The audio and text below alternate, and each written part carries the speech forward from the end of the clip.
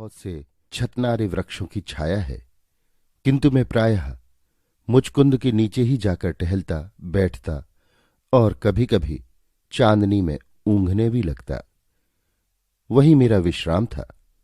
वहां मेरी एक सहचरी भी थी, किंतु वो कुछ बोलती न थी। वो रहट्ठों की बनी हुई मूसदानी सी एक झोपड़ी थी, जिसके नीचे पहले सथिया मुसहरिन का मोटा सा काला लड़का पेट के बल पड़ा रहता था। दोनों कलाइयों पर सिर टेके हुए भगवान की अनंत करुणा को प्रणाम करते हुए उसका चित्र आंखों के सामने आ जाता। मैं सथिया को कभी कभी कुछ दे देता था, पर वो नहीं के बराबर। उसे तो मजूरी करके जीने में सुख था। अन्य मुसहरों की तरह अपराध करने में वो चतुर न थी। उसको मुसहरों की बस्ती में दूर रहने में सुविधा थी। वो मुचकुंद के फल इकट्ठे करके बेचती, सेमर की रुई बीन लेती, लकड़ी के गट्ठे बटोर कर बेचती, पर उसके इन सब व्यापारों में कोई और सहायक न था। एक दिन वो मर ही तो गई, तब भी कलाई पर से सिर उठाकर करवट बदलकर अंगड़ाई लेते हुए कलुआ ने केवल एक जम्भाई ली थी। मैंने सोचा स्नेह माया ममता इन सबों की भी एक घरेलू पाठशाला है, जिसमें उत्पन्न होकर शिशु धीरे धीरे इनके अभिनय की शिक्षा पाता है। उसकी अभिव्यक्ति के प्रकार और विशेषता से वो आकर्षक होता है सही, किंतु माया ममता किस प्राणी के हृदय में न होगी। मुसहरों को पता लगा, वे कल्लू को ले गए। तब से इस स्थान की निर्जनता पर गरिमा का एक और रंग चढ़ गया।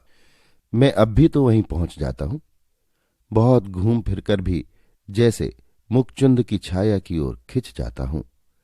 आज के प्रभात में कुछ अधिक सरसता थी। मेरा हृदय हल्का हल्का सा हो रहा था। पवन में मादक सुगंध और शीतलता थी। ताल पर नाचती हुई लाल लाल किरणें वृक्षों के अंतराल से बड़ी सुहावनी लगती थी। मैं परजाते के सौरभ में अपने सिर को धीरे धीरे हिलाता हुआ कुछ गुनगुनाता चला जा रहा था। सहसा मुखचुंद के नीचे मुझे धुआं और कुछ मनुष्यों की चहल पहल का अनुमान हुआ। मैं कुतूहल से उसी ओर बढ़ने लगा। वहां कभी एक सराय भी थी, अब उसका ध्वंस बच रहा था। दो एक कोठरियां थी, किंतु पुरानी प्रथा के अनुसार अब भी वहीं पर पथिक ठहरते। मैंने देखा कि मुखचुंद के आसपास दूर तक एक विचित्र जमावड़ा है। अद्भुत शिविरों की पांति में यहां पर काननचरों बिना घर वालों की बस्ती बसी हुई है। सृष्टि को आरंभ हुए कितना समय बीत गया, किंतु इन अभागों को कोई पहाड़ की तलहटी या नदी की घाटी बसाने के लिए प्रस्तुत न हुई, और न इन्हें कहीं घर बनाने की सुविधा ही मिली। वे आज भी अपने चलते फिरते घरों को जानवरों पर लादे हुए घूमते ही रहते हैं। मैं सोचने लगा, ये सभ्य मानव समाज के विद्रोही हैं, तो भी इनका एक समाज है। सभ्य समाज के नियमों को कभी न मानकर भी इन लोगों ने अपने लिए नियम बनाए हैं। किसी भी तरह जिनके पास कुछ है उनसे ले लेना और स्वतंत्र होकर रहना। इनके साथ सदैव आज के संसार के लिए विचित्रतापूर्ण संग्रहालय रहता है। ये अच्छे घुड़सवार और भयानक व्यापारी हैं। अच्छा, ये लोग कठोर परिश्रमी और संसार यात्रा के उपयुक्त प्राणी हैं। फिर इन लोगों ने यहीं बसना, घर बनाना क्यों नहीं पसंद किया? मैं मन ही मन सोचता हुआ धीरे धीरे उनके पास होने लगा। कुतूहल ही तो था। आज तक इन लोगों के संबंध में कितनी ही बातें सुनता आया था। जब निर्जन चंदा का ताल मेरे मनोविनोद की सामग्री हो सकता है, तब आज उसका बसा हुआ तट मुझे क्यों न आकर्षित करता। मैं धीरे धीरे मुखचुंद के पास पहुंच गया। एक डाल से बंधा हुआ एक सुंदर बछेड़ा हरी हरी दूब खा रहा था, और लहंगा कुर्ता पहने रूमाल सिर से बांधे हुए एक लड़की उसकी पीठ सूखे घास के मट्ठे से मल रही थी। मैं रुककर देखने लगा। उसने पूछा, घोड़ा लोगे बाबू? नहीं कहते हुए मैं आगे बढ़ा कि एक तरुणी ने झोपड़े से सिर निकाल कर देखा। वो बाहर निकल आई। उसने कहा, आप पढ़ना जानते हैं? हाँ, जानता तो हूं। हिंदुओं की चिट्ठी आप पढ़ लेंगे? मैं उसके सुंदर मुख को कला की दृष्टि से देख रहा था। कला की दृष्टि ठीक तो बौद्ध कला, गांधार कला, द्रवणों की कला इत्यादि नाम से भारतीय मूर्ति सौंदर्य के अनेक विभाग जो हैं, जिससे गढ़त का अनुमान होता है, मेरे एकांत जीवन को बिताने की सामग्री में इस तरह का जड़ सौंदर्य बोध भी एक स्थान रखता है। मेरा हृदय सजीव प्रेम से कभी आलुप्त नहीं हुआ था। मैं इस मूक सौंदर्य से ही कभी कभी अपना मनोविनोद कर लिया करता। चिट्ठी पढ़ने की बात पूछने पर भी मैं अपने मन में निश्चय कर रहा था कि ये वास्तविक गांधार प्रतिमा है या ग्रीस और भारत का इस सौंदर्य में समन्वय है। वो झुंझलाकर बोली, क्यों नहीं पढ़ सकोगे? चश्मा नहीं है, मैंने सहसा कह दिया। यद्यपि मैं चश्मा नहीं लगाता तो भी स्त्रियों से बोलने में न जाने क्यों मेरे मन में हिचक होती है। मैं उनसे डरता भी था, क्योंकि सुना था कि वे किसी वस्तु को बेचने के लिए प्रायः इस तरह तंग करती हैं कि उनसे दाम पूछने वाले को लेकर ही छूटना पड़ता है। इसमें उनके पुरुष लोग भी सहायक हो जाते हैं। तब वो बेचारा ग्राहक और भी झंझट में फंस जाता। मेरी सौंदर्य की अनुभूति विलीन हो गई। मैं अपने दैनिक जीवन के अनुसार टहलने का उपक्रम करने लगा, परंतु वो सामने अचल प्रतिमा की तरह खड़ी हो गई। मैंने कहा, क्या है? चश्मा चाहिए? मैं ले आती हूं।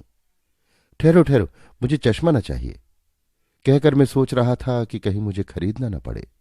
उसने पूछा, तब तुम पढ़ सकोगे कैसे? मैंने देखा कि बिना पढ़े मुझे छुट्टी न मिलेगी। मैंने कहा, ले आओ, देखूं संभव है कि पढ़ सकूं।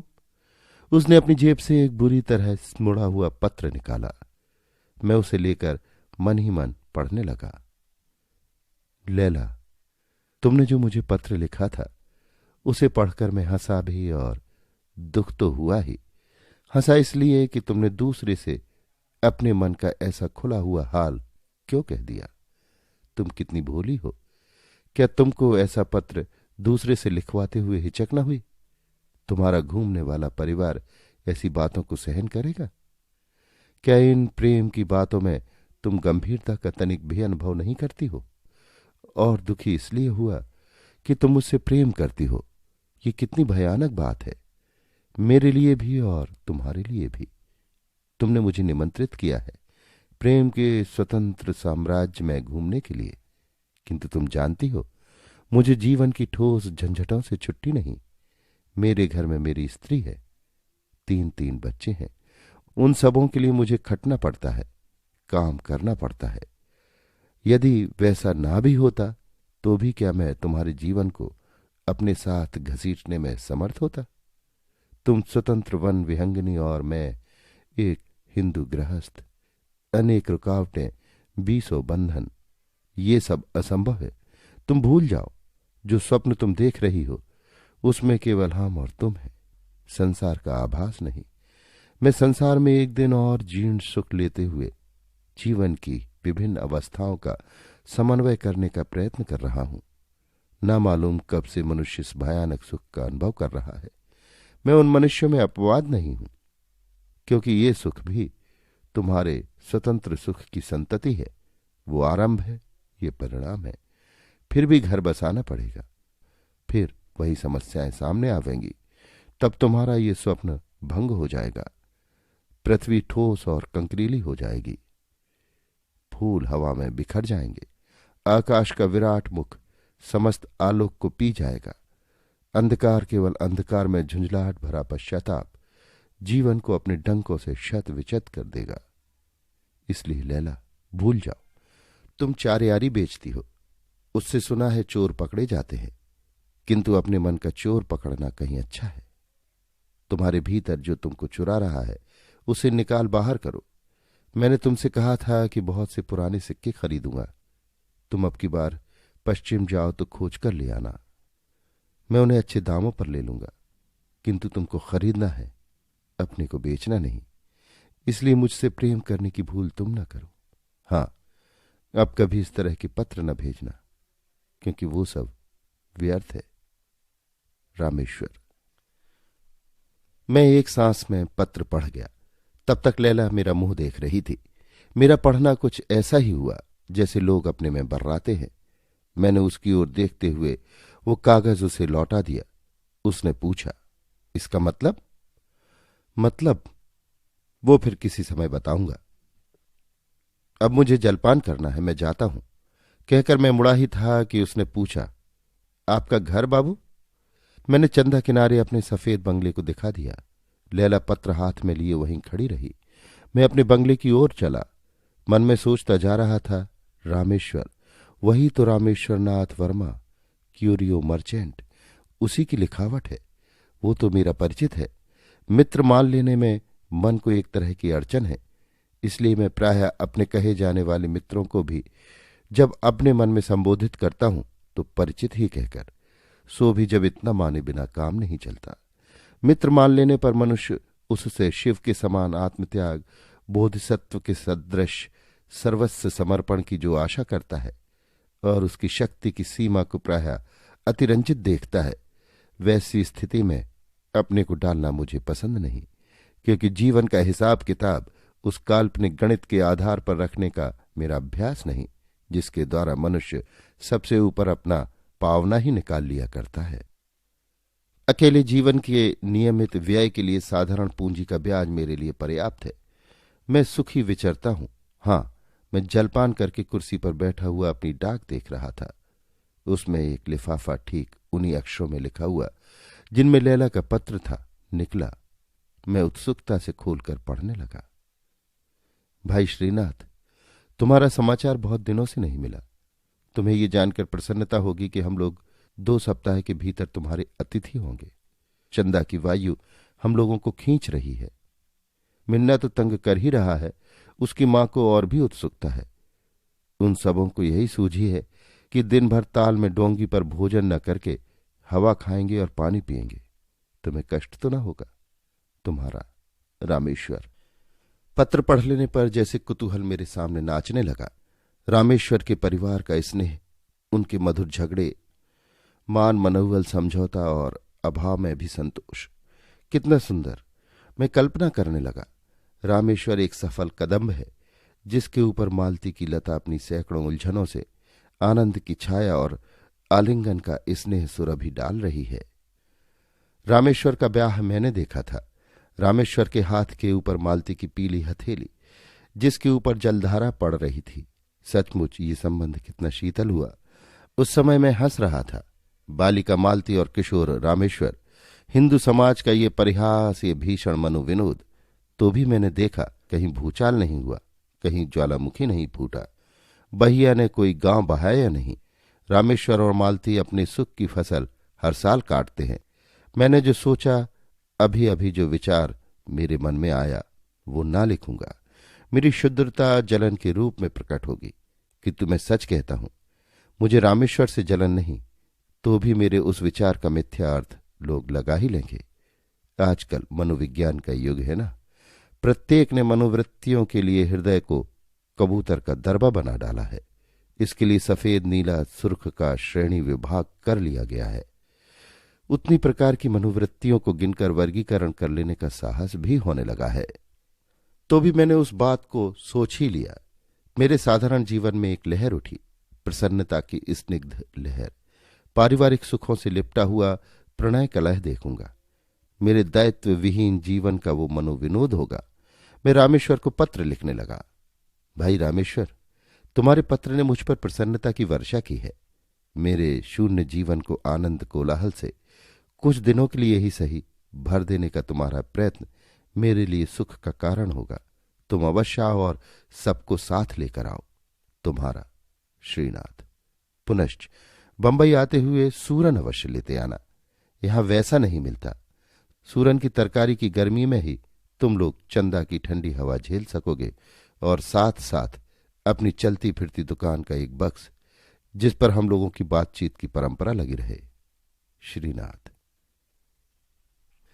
दोपहर का भोजन कर लेने के बाद मैं थोड़ी देर अवश्य लेटता हूं। कोई पूछता है तो कह देता हूं कि ये निद्रा नहीं भाई, तंद्रा है। स्वास्थ्य को मैं उसे अपने आराम से चलने देता हूं। चिकित्सकों से सलाह पूछकर उसमें छेड़छाड़ करना मुझे ठीक नहीं जचता। सच बात तो यह है कि मुझे वर्तमान युग की चिकित्सा में वैसा ही विश्वास है जैसे पाश्चात्य पुरातत्वज्ञों की खोज पर।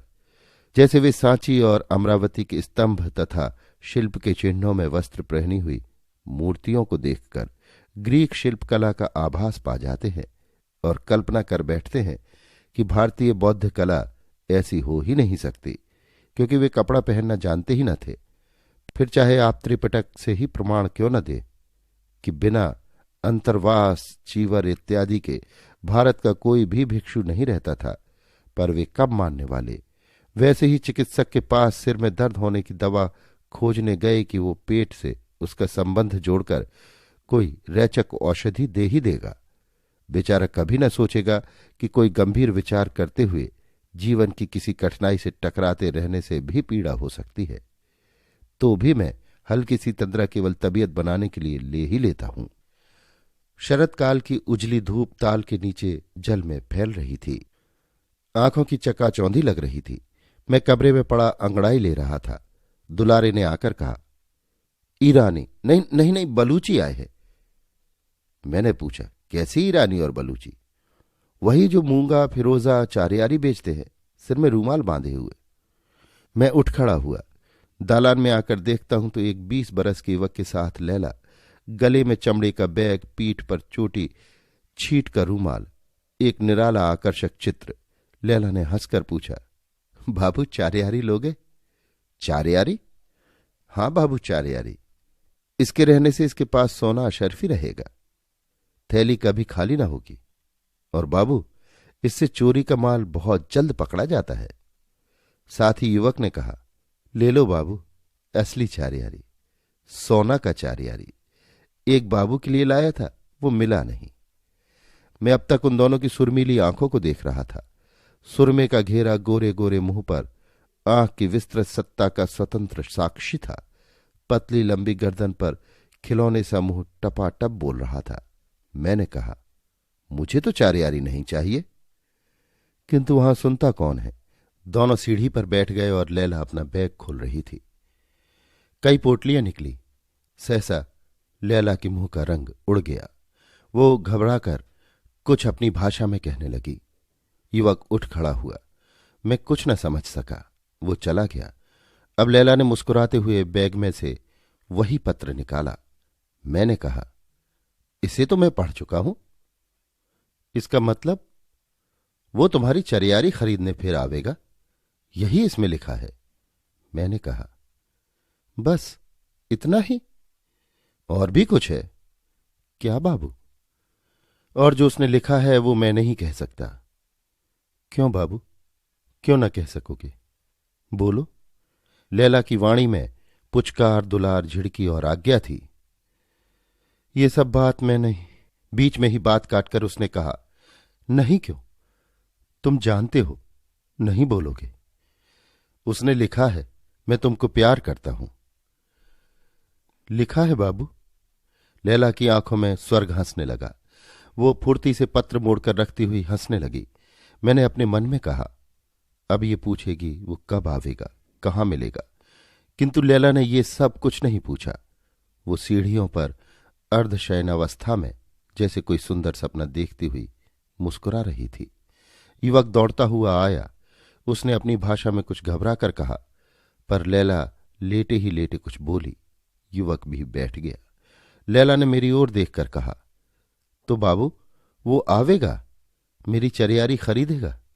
गुल से भी कह दो। मैंने समझ लिया कि युवक का नाम गुल है।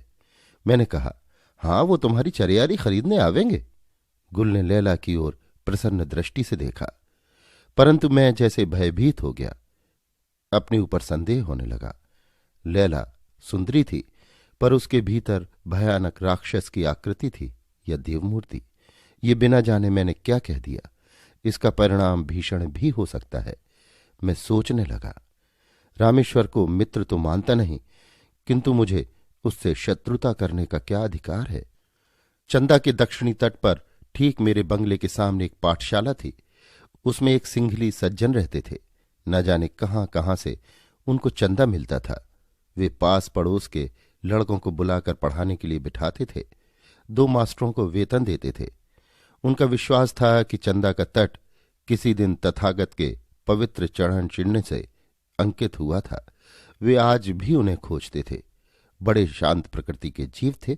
उनका श्यामल शरीर, कुंचित केश, तीक्ष्ण दृष्टि, सिंगली विशेषता से पूर्ण विनय, मधुर वाणी और कुछ कुछ मोटे अक्षरों में 24 घंटे बसने वाली हंसी आकर्षण से भरी थी। मैं कभी कभी जब जीभ में खुजलाहट होती वहां पहुंच जाता। आज की वो घटना मेरे गंभीर विचार का विषय बनकर मुझे व्यस्त कर रही थी। मैं अपनी डोंगी पर बैठ गया। दिन अभी घंटे 1.5 घंटे बाकी था। उस पार खेकर डोंगी ले जाते बहुत देर नहीं हुई। मैं पाठशाला और ताल के बीच के उद्यान को देख रहा था, खजूर और नारियल के ऊंचे ऊंचे वृक्षों को जिसमें निराली छटा थी। एक नया पीपल अपने चिकने पत्तों की हरियाली में झूम रहा था। उसके नीचे शिला पर प्रज्ञा सारथी बैठे थे। नाव को अटकाकर मैं उनके समीप पहुंचा। अस्त होने वाले सूर्यबिंब की रंगीली किरणें उनके प्रशांत मुखमंडल पर पड़ रही थी। 2-2.5 हजार वर्ष पहले का चित्र दिखाई पड़ा, जब भारत की पवित्रता हजारों कोसों से लोगों को वासना दमन करना सीखने के लिए आमंत्रित करती थी। आज भी आध्यात्मिक रहस्यों के उस देश में उस महती साधना का आशीर्वाद बचा है। अभी भी बोध वृक्ष पनपते हैं। जीवन की जटिल आवश्यकता को त्याग कर जब काशाय पहने, संध्या के सूर्य के रंग में रंग मिलाते हुए ध्यान स्तिमित लोचन मूर्तियां अभी देखने में आती हैं, तब जैसे मुझे अपनी सत्ता का विश्वास होता है और भारत की अपूर्वता का अनुभव होता है। अपनी सत्ता का इसलिए कि मैं भी त्याग का अभिनय करता हूं ना, और भारत के लिए तो मुझे पूर्ण विश्वास है कि इसकी विजय धर्म में है। अधरों में कुंचित हंसी, आंखों में प्रकाश भरे प्रज्ञा सारथी ने मुझे देखते हुए कहा, आज मेरी इच्छा थी कि आपसे भेंट हो। मैंने हंसते हुए कहा, अच्छा हुआ कि मैं प्रत्यक्ष ही आ गया, नहीं तो ध्यान में बाधा पड़ती। श्रीनाथ जी, मेरे ध्यान में आपके आने की संभावना न थी, तो भी आज एक विषय पर आपकी सम्मति की आवश्यकता है। मैं भी कुछ कहने के लिए ही यहां आया हूं। पहले मैं कहूं कि आप ही आरंभ करेंगे? सतिया के लड़के कल्लू के संबंध में तो आपको कुछ नहीं कहना है। मेरे बहुत कहने पर मुसहरा ने इसे पढ़ने के लिए मेरी पाठशाला में रख दिया है और उसके पालन के भार से अपने को मुक्त कर लिया। अब वो 7 बरस का हो गया है। अच्छी तरह खाता पीता है, साफ सुथरा रहता है, कुछ कुछ पढ़ता भी है। प्रज्ञा सारथी ने कहा, चलिए अच्छा हुआ, एक रास्ते पर लग गया, फिर जैसा उसके भाग्य में हो। मेरा मन इन घरेलू बंधनों में पड़ने के लिए विरक्त सा है, फिर भी न जाने क्यों कल्लू का ध्यान आ ही जाता है। मैंने कहा, तब तो अच्छी बात है, आप इस कृत्रिम विरक्ति से ऊब चले हैं तो कुछ काम करने लगिए। मैं भी घर जाना चाहता हूं, ना हो तो पाठशाला ही चलाइए। कहते हुए प्रज्ञा सारथी ने मेरी ओर गंभीरता से देखा। मेरे मन में हलचल हुई। मैं एक बकवादी मनुष्य किसी विषय पर गंभीरता का अभिनय करके थोड़ी देर तक सफल वाद विवाद चला देना और फिर विश्वास करना, इतना ही तो मेरा अभ्यास था। काम करना, किसी दायित्व को सिर पर लेना असंभव। मैं चुप रहा। वो मेरा मुंह देख रहे थे। मैं चतुरता से निकल जाना चाहता था। यदि मैं थोड़ी देर और उसी तरह सन्नाटा रखता तो मुझे हां या नहीं कहना ही पड़ता। मैंने विवाह वाला चुटकुला छेड़ ही तो दिया। आप तो विरक्त भिक्षु हैं, अब घर जाने की आवश्यकता कैसे आ पड़ी? भिक्षु?